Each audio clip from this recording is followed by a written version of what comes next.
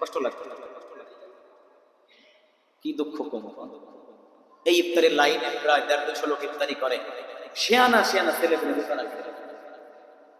কি বাংলা ভাষায় গালি খেতে শোনা যায় আমার। ওটা যদি বিয়ে দেওয়া হয় তা খুলনা শহরে ও সলমায় বাদ দিলে আর সলমায় পাওয়া যাবে না, ও রোজা রাখে না। তো এ কি নাবালেক? কথা কয় না, ও কি নাবালেক? কেন রোজা রাখে? এ প্রথম ধরা খাবে মা আর বাপ। প্রথম ধরা খাবে কারা? কোন মা বাপ সন্তানরে আলেম বানান নাই আর হাফেজ বানান নাই, এ জন্য আল্লাহ জীবনও ধরবে না। টেনশনের দরকার নাই। আপনার বাপ আপনার হাফেজ আলেম বানাইছে, বিশাল ব্যাপার। আমি পারলাম না বলে আমার আল্লাহ ধরবে কোশ্চিন কালেও না।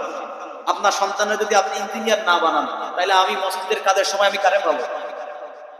যদিও আমার জীবনে বিল্ডিং কপালে হবে না, বিল্ডিং হয় না। যদি আল্লাহ কোনোভাবে রাতে রাতের পলিশের মধ্যে টাকা টাকা ঢুকাই দেয়, একটা বিল্ডিং বানাইতে গেলে তো আপনার মতো ইঞ্জিনিয়ার লাগবে। কথা বলে না, লাগবে না? তাহলে আপনি আপনার সন্তানকে ইঞ্জিনিয়ার বানান, সে দেশের খেদমত করুক। আমার বাপ আমাকে আলেম বানাইলো, আমি আপনাদের ইসলামের খেদমত করি। সমন্বয় দুনিয়াটা আমরা জীবন যাপন করি। আপনার লাগলে আমি যাবো, আমার লাগলে আপনি আসবেন, এটাই তো দুনিয়া। তবে প্রত্যেকটা মা বাপ ধরা খাবে ওই কারণে, তুমি তোমার সন্তানকে নামাজের দাওয়াত কেন দাও নাই? তুমি তোমার সন্তানকে রোজার দাওয়াত কেন দাও নাই? তুমি তোমার সন্তানকে প্রাথমিক পর্যায়ে দ্বীন কেন শেখাও নাই? এজন্য প্রত্যেক মা আর বাবা ধরা খাবেই।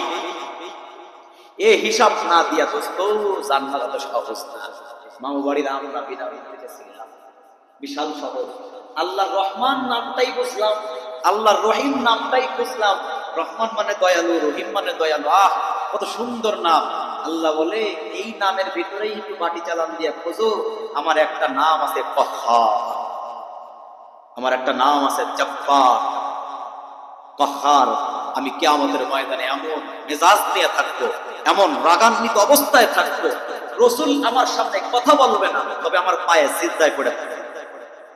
ওই সিজদা থেকে মাথা উঠাবে, আমি অনুরোধ করবো, উঠানোর পরে মাফ করবো তার উম্মতদেরকে। তবে রাসূলও আমার আওয়াজের কারণে, আমার মেজাজের কারণে কথা বলবে না, সিজদায় পড়ে থাকবে। আর সব পাগলের মতো হয়ে যাবে। এই কহ্হার নামটা তো খুঁজলাম না, খালি রহমান। আরে দয়ালু দয়ালু দয়ালু। দেখবেন না ওই কেরামে আমরা কই না, জিয়াল কষা দিয়ে কষা, তো কিয়ামতের ময়দানেও আল্লাহ জিয়াল কষা দিয়ে কষা। তো আল্লাহর জিয়াল কষা যাইতেই কষা। বড় বড় লোহার জাহান্নামের বর্ণনার ভিতরে আসছে, লোহার হাতুড়ি দিয়ে আল্লাহ তাআলা শাস্তি দিবে আমাদেরকে, যারা এই রোজা রাখে না, নামাজ পড়ি না, পারলে সহ্য করবে। এজন্য রোজা আমাদের উপরে ফরজ। রোজা কি আমাদের উপরে? রোজা কি? নামাজ কি? ফরজ। রাখা দরকার আছে না নাই? আল্লাহ আমাদের তৌফিক দান করেন, বলি আমিন। রাসূল প্রথম সিঁড়িতে পাও রাখলেন, বললেন আমিন। দোয়াটা কি ছিল? যে রমাজান মাস পাইয়াও যারা রোজা রাখলো না এরা ধ্বংস হবে। রাসূল দোয়ার সাথে সাথেই আমিন বললেন, আল্লাহ কবুল করে নিলেন। তাহলে এখন যদি আমরা দোয়া কবুল না করাই, যদি আমরা গুনাহ মাফ না করাইতে পারি, তাহলে আমাদের জন্য ধ্বংস আছে না নাই? বলেন আছে না নাই? তাহলে গুনাহ মাফ করানো দরকার আছে না নাই? এবার স্কুলের ভিতরে টিচার যখন বক্তব্য দেয়, তখন ওই গ্রামের মানুষকে দেয় না ছাত্রকে দেয়? কারণ যারা তার ছাত্র তারা ওই বক্তৃতা শোনার যোগ্য, যারা তার ছাত্র না তাদের জন্য বক্তৃতা না। তোমরা ভালো করে পড়ো, এত সুন্দর করে পড়ো, এভাবে লেখো, পরীক্ষায় এভাবে উত্তরের আগে ভূমিকা লেখবা, শেষে যায় উপসংহার লেখবা, মধ্যখানে উত্তর লেখবা। এটা কি ওই একজন শিক্ষক আর একজন শিক্ষক রেখায় না ছাত্র রেখায়? এবার আপনারা ভালো করে খেয়াল করেন, যারা রোজা রাখেন না, নামাজও পড়েন না, এর মধ্যে আছে বাটি চালান দিলে পাবো। দেখান ভাই, নাম ধরে আমি দেখাইতে পারবো না, আমি জানি আমার চেহারাই বলে। একদিন একজনের ডাইরেক্ট করছে, সে আনালো আমার মুসলমান। আমি কি ভাই আজকে তার থেকে আমি আমি কথা আছে না যে ঝড়ে কলা গাছ ভাঙে ফকিরের কেরামতি ভাঙে। আমি আন্দাজে বুঝি ভাই রোজা তো মনে হয় নাই বাচ্চারা, আমি আন্দাজে রহস্য করে বলছি। এই নিয়েতেই বলছি যে সে বলার সাথেই বলবো হুজুর কি বলেন, আমি রোজা সব কটাই গেছি। আমি আন্দাজে ডেলা মেরে দিচ্ছি, আমার কেমন জানি সন্দেহ হচ্ছিল, তবু মনে করছি এটা জীবনে রাইফেলের গুলি নিয়ে যদি বলে তো রোজা ছাড়তে না। আমি বললাম ভাই ভাই কি করে বুঝবে, আর বুঝতে বাকি আছে, কথা কেনা বুঝতে বাকি আছে। তো রোজা থাকলে চেহারার ভিতরে একটা চপ দেখলে রোজা নাই। আপনি রোজা আছেন কি নাই আপনার দিলের কাছে প্রশ্ন মধ্যে বহুত আছে। আল্লাহ তাআলা আমাদের সবাইকে বুঝ দান করেন, বলি আমিন। তাহলে শিক্ষকের বক্তব্য, শিক্ষকের লেকচার যেমন ছাত্রের জন্য যোগ্যতা রাখে সমান, ঠিক তেমনি ভাবে যারা রোজা রাখেন না, যারা নামাজ পড়েন না বা নামাজ ছাড়ছেন, আজ ফজরও কাজা করছেন, অনেক মানুষ আছেন, তাদের জন্য আমার এই আলোচনা না। যারা রোজা আছেন এবং আগামীতে থাকবেন, পূর্বের কয়টা থাকছেন, নামাজ ঠিক মতো আদায় করতেছেন, তাদের জন্য আমার এই আলোচনা। ভালো করে খেয়াল করেন, আমরা যারা রোজা আছি বা রোজা থাকতেছি, আমাদের এই রোজা, রাসূল বলেন আস-সাওমু জুন্নাহ, রোজাটা হলো একটা ঢাল। রোজাটা কি? ধরে বলেন, রোজাটা কি? ঢাল বোঝেন তো? এই যে মারামারির সময় যে ঠেকায় না, এরকম ভাবে ধরে এই ঠেকায়, এটা ঢাল বলে। কি ভাই ঠিক আছে? হরতালে যেরকম কাছের এই বড় বড়টা নিয়ে দাঁড়ায়, হ্যাঁ ঢাল। আর সাওমু জুন্নাহ, রোজা হলো ঢাল। এখন ঢাল যদি ভালো না থাকে, ঢাল কি আমাকে নিরাপত্তা দিতে পারবে? ঢাল যতক্ষণ মজবুত থাকবে, ভালো থাকবে, ততক্ষণ ঢাল আমাকে রক্ষা করবে। ঢালটা যদি আমি ভাঙ্গা ফেলাই, সে আমাকে কতক্ষণ রক্ষা করবে? তা আস-সাওমু জুন্নাহ, রোজা যদি ঢাল হয়ে থাকে, আর রোজা আমাকে জাহান্নাম থেকে বাঁচাবে, কবরের আযাব থেকে বাঁচাবে, আল্লাহর কসম থেকে আমাকে বাঁচাবে। আমি যদি আমার ঢাল থেকে ক্ষত বিক্ষত করে ফেলাই, তাহলে কি আমি আযাব থেকে বাঁচতে পারবো? ওখানে আমার গজব লাগছে কিছু, চিল্লাও কেমন? এদিক। তাহলে আমার রোজা হলো আমার ঢাল, জাহান্নামের আযাব থেকে বাঁচাবে। এখন আমার আপনার দায়িত্ব হলো ঢাল কিভাবে মজবুত রাখা যায়, ঢাল কিভাবে সুন্দর রাখা যায়, এটা আমাদের দায়িত্ব। এটা কাদের দায়িত্ব? আমাদের দায়িত্ব। এবার আপনারা বুঝে নেন, বুঝুন।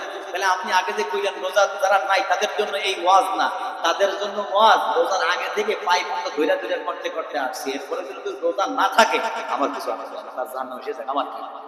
এবার হলো তাদের জন্য যারা রোজা নাই, তাদের কাছে ঢালই নাই, অমরুকি আমার কি? কিন্তু যাদের কাছে রোজা আছে, অর্থাৎ ঢাল আছে, এই ঢাল সংরক্ষণ করার আলোচনা হলো আমার। রোজা নাই, ওটা বাদ, একদম ফুল আউট অফ মার্কেট। মনে চাইলে থাকুক, না মনে চাইলে না থাকুক, আমার দেখার বিষয়। তার আমল সেই জাহান্নামে যাবে না জান্নাতে যাবে, তার ব্যক্তিগত ব্যাপার। আমরা যারা রোজা আছি, বলেন আমরা যারা, বলেন রোজা আছি, আমাদের এই রোজা ঢাল স্বরূপ। এই রোজা বাঁচাবে, এই ঢাল বাঁচাবে জাহান্নাম থেকে। তাহলে আমাদের ঢাল যদি আমাদের জাহান্নাম থেকে বাঁচায়, আমাদের দায়িত্ব হলো ঢালকে হেফাজত করা। ঢালকে কি করা? হেফাজত করা। এবার হাদিসের মধ্যে আসছে, মুহাদ্দিসিন ইকরাম পুরা অনেক হাদিসের মধ্য থেকে সার নির্যাস বাইর করে 6টা গুণ বর্ণনা করছেন। এই 6টা গুণ যার মধ্যে থাকবে, তার রোজাকে আল্লাহ তাআলা হেফাজত করবেন। আর জোরে বলেন সুবহানাল্লাহ। কয় গুণে রোজা হেফাজত হবে? আবার বলেন কয় গুণে? 6 গুণে। হুজুর, এই রোজা তো থাকি ঈদ পর্যন্ত ভালোই থাকি, ঈদের পরে আবার আমার আমলটা কেমন কেমন হয়ে যাবে, রোজাতে তাহলে কাজ হইল না?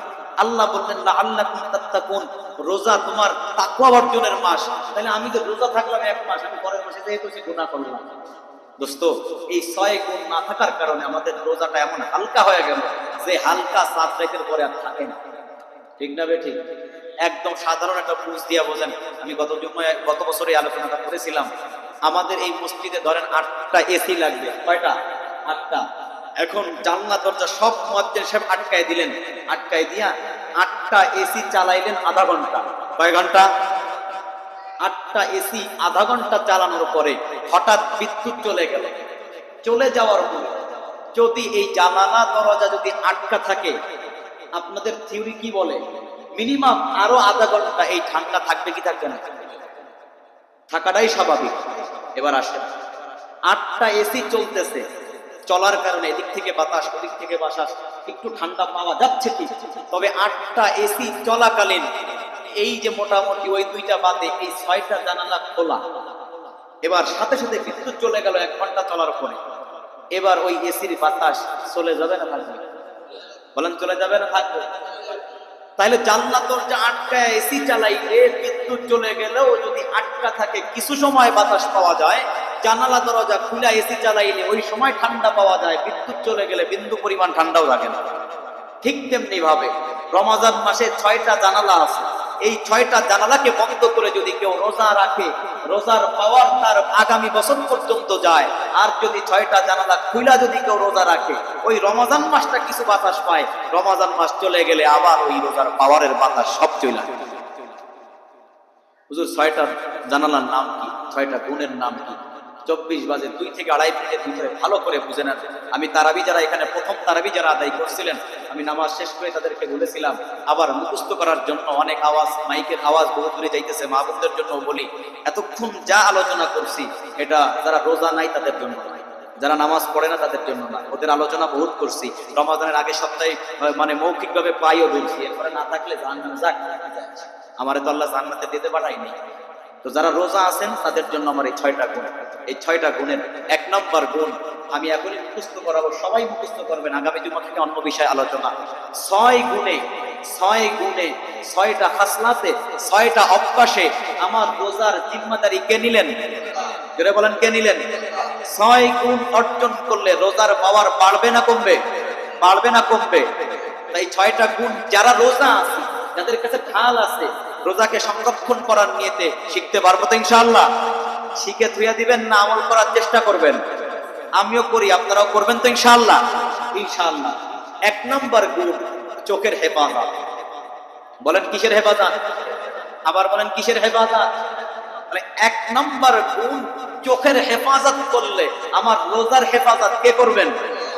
হুজুর রোজার হেফাজত কেমনে, চোখের হেফাজত কেমনে করবো? ইফতারি কিনতে গেলে মাইয়া লোকের যে ঠেলা, দোস্ত ওরা যদি বেপরদায় জাহান্নামে যায়, কিছু তো করার নাই। আমি আমার শাটার দ্বারা নিচে রাখি, আমি আমার হেডলাইট দুইটার পাওয়ারটা কমাই দিই, আমি নিচের দিকে তাকাই, পারা যাবে না ইনশাআল্লাহ? আলী রাদিয়াল্লাহু তাআলা আনহু বলেন, রাসূলের হাদিস, প্রথম নজর মাপ, পরের নজর দিলে কবিরা গুনাহ। না প্রথমবার যদি চলেও যায়, পরের নজর না দিয়া নিচের দিকে তাকাইতে পারবো না? কথা কয় না? পারা যাবে না ইনশাআল্লাহ? তাহলে 1 নম্বর গুণ কি? সবাই বলেন 1 নম্বর গুণ কি? যারা রোজা আছেন তারা বলবেন, যারা রোজা নাই আপনার ইচ্ছা।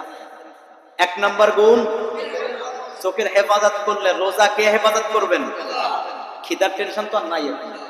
এবার নাম্বার 2 কানের হেফাজত। কিসের হেফাজত? কান দিয়া গীবত শুনবো না, গান বাজনা শুনবো না, গালিগালাজ শুনবো না, আর ইত্যাদি যা জায়েজ না, যেই কথা যেই ভাষা জবান দিয়ে বলা জায়েজ নেই, তা কান দিয়ে শ্রবণ করাও জায়েজ নেই। তাহলে কানের হেফাজত করতে রাজি আছি ইনশাআল্লাহ? তাহলে 1 নম্বর বলেন, 1 নম্বর। 2 নম্বর কানের হেফাজত। 3 নম্বর জবানের হেফাজত। কিসের হেফাজত? আবার বলেন কিসের হেফাজত? গীবত করব না, গালিগালাজ করব না, মিথ্যা কথা বলবো না, এই জবানের হেফাজত যদি করতে পারি, আমার রোজার হেফাজতের জিম্মাদারি কার হাতে? গেল কয়টা? আর কয়টা আছে? দোস্ত পারবো না সবাই, তবে চেষ্টা করা যায় তো ইনশাআল্লাহ? এই প্যাকেজে কয়টা রোজা গেছে, এই কয়টা বাদ দেন, আজকে থেকে একটু চেষ্টা করা যাবে ইনশাআল্লাহ? বলেন ইনশাআল্লাহ। এর দ্বারা আমার রোজা মজবুত হবে। কি হবে? আর বাকি আছে কয়টা? 3টা। এই 3টা বলে দেবো, গায়ে লাগবে না তো? লাগলে লাগুক কি আমাকে। 4 নাম্বার পুরা বডির হেফাজত। কিসের হেফাজত? পায়ের তলা থেকে নিয়ে মাথার তালু পর্যন্ত আমার হেফাজত করার দায়িত্ব আমার। কি বলেন? হেফাজত করার দায়িত্ব কার? পায়ের তলা থেকে মাথার তালু পর্যন্ত হেফাজতের জিম্মাদারি কার নিতে হবে? আমার। আর আমার রোজার জিম্মাদারি কে নিবেন? তার মানে পায়ের তলা থেকে নিয়ে মাথার তালু পর্যন্ত কোন অঙ্গ প্রত্যঙ্গের মাধ্যমে আমার গুনাহ হবে? বলেন গুনাহ হবে? মধ্যখানে একটা দাইমি গুনাহ সর্বদা সবার হয়ে থাকে। যদি আমি এখন না বলি, কিয়ামতের ময়দানে আল্লাহ বলবেন, তুই বললে তোর ওই মসজিদের মধ্যে 95% মুসল্লি অসন্তুষ্ট হইতো, তোর ভক্তবৃন্দে ছুটে যাইতো, মনে মনে কষ্ট পাইতো, এই তেল মাখানোর জন্য তুই বললি না। তো আমি আল্লাহর আইন মানার জন্য বলে দিলাম, খোদার কসম আপনারা কষ্ট নিয়েন না, পারলে মানেন, না পারলে না মানেন, আমার হিসাবের থেকে বাঁচার জন্য। এই 4 নম্বর গুণ, টাইম না থাকলে এটাই শেষ। এই 4 নম্বর গুণ হলো পুরা বডির হেফাজত। কিসের হেফাজত? পুরা বডির মধ্যে গুনাহ করা যাবে। এবার আসেন, আপনি নামাজ পড়তেছেন, ওই সময় কোনো গুনাহ লেখা হয় না। আপনি হজ করতেছেন, গুনাহ লেখা হয় না। রোজা আছেন, গুনাহ লেখা হয় না। আপনি নামাজ ঘুমন্ত অবস্থায়, গুনাহ লেখা হয় না। এবার আসেন, কেউ জিনা করলো, জিনা করার সময় খালি গুনাহ, জিনা শেষ, গুনাহ বাদ। কেউ চুরি করলো, ওই মালটা খাইলো, গুনাহ, বাকি গুনাহ বাদ। কেউ কাউকে থাপ্পড় দিল, ওই গুনাহটা ওই সময় শেষ। কিন্তু একটা গুনাহ আমরা সব সময় করে থাকি। আমি করি না, তবুও বোঝানোর জন্য আমি আমাকে দিয়েই বলি, আমরা প্রায় করে থাকি। যারা দাড়ির ভিতরে অস্ত্র, খোদার কসম আপনাকে কষ্ট দেওয়ার জন্য না, আমি আমার আল্লাহর আইন মানার জন্য।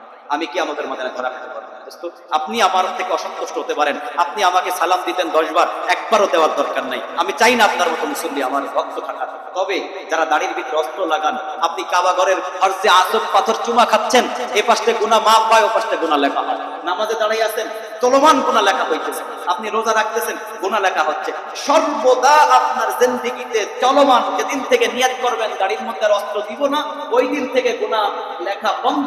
আর যতদিন নিয়ত থাকবে দাড়ি কাটতে থাকবো, ততদিন পর্যন্ত আপনার আমলনামায় কবিরা গুনাহ লেখা থাকবেই এবং চলমান থাকবে। সব ইমাম একমত, আহলে হাদিস, মাযহাবি, হানাফি, হানাফি যত দল আছে, এই জায়গায় ইসলাম নিয়ে টানাটানি, ও জায়গায় ইসলাম নিয়ে টানাটানি, 4 ইমাম সব দল একত্রে এক মুষ্টির কম যাদের দাড়ি, তাদের দাড়ির কাটার গুনাহ লেখা হতে থাকবে। এজন্য দোস্ত, কষ্ট দেওয়ার জন্য বলি নাই, বোঝানোর জন্য বলছি।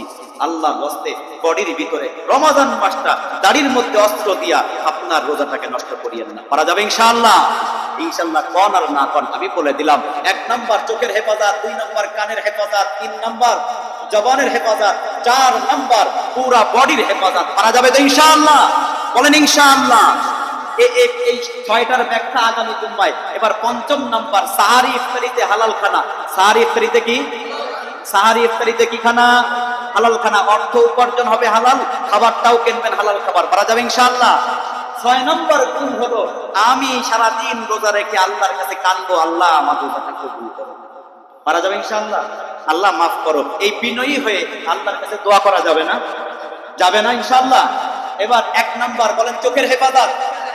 সব জবান খুলে বলেন 1 number, 2 number, 3 number, 5 number, 4 number, 4 number, 4 number, 5 number হালাল খানা, 5 নাম্বার, 6 নাম্বার দোয়া, 6 নাম্বার আল্লাহ তোমার বান্দাদেরকে, আমি ছোট মানুষ, এই 6টা গুণের বুঝ যতটুকু দিলাম, আমি সহ আমার সকল মুসল্লি ভাইদের আমল করার তৌফিক দান করো। বলি আমিন। মহব্বতে বলেন আমিন। ওয়া আখিরু দাওয়ানা আলহামদুলিল্লাহি রাব্বিল আলামিন।